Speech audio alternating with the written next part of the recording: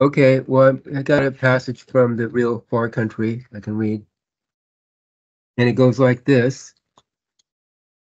The masses cannot accept the reality of the real universal guides at this time, in the here and now, but they will believe in some person performing supposed miracles long ago.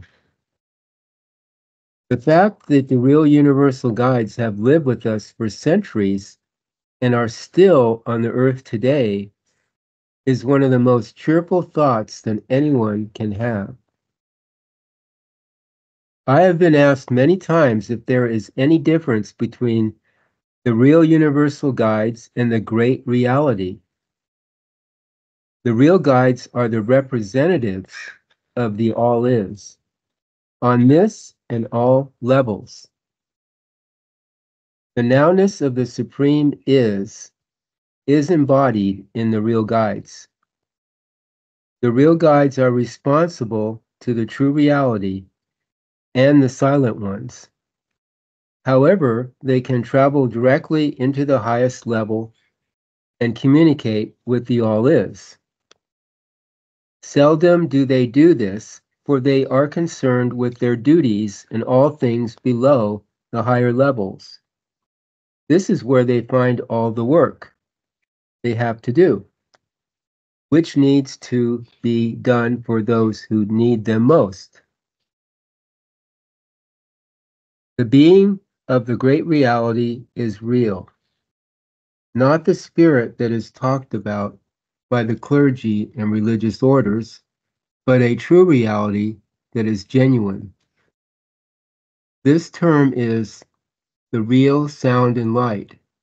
It flows into every man, and each man has the genuine spark of imagination, which is part of the all is.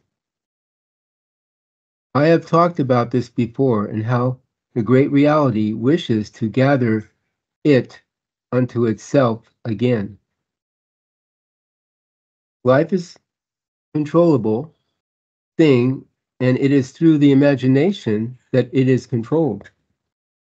The imaginative image is therefore the only thing to see.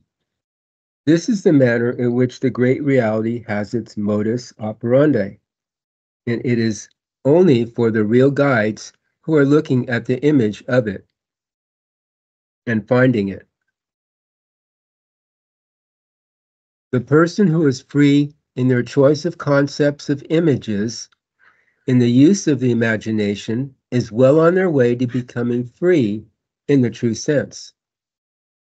They have earned the skill and secret ability of handling themselves in the other worlds, whether they are aware of it or not. Your faculty of imagination is far greater than you can even consider. What is reality on the other side of the veil of life is imagination on this side. You have very little in your image which isn't in existence on the real side. What is above is below.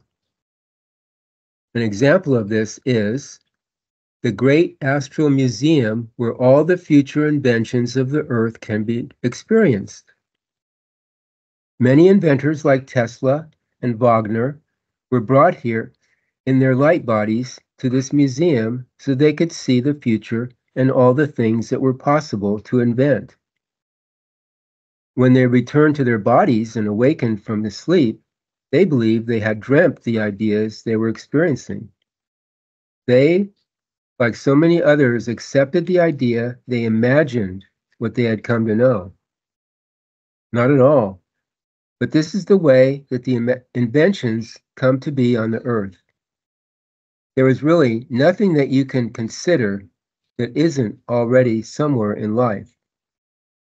Now, you can see why most people are so far behind in their thought power. They are using reason and logic instead of their true potential, the imagination.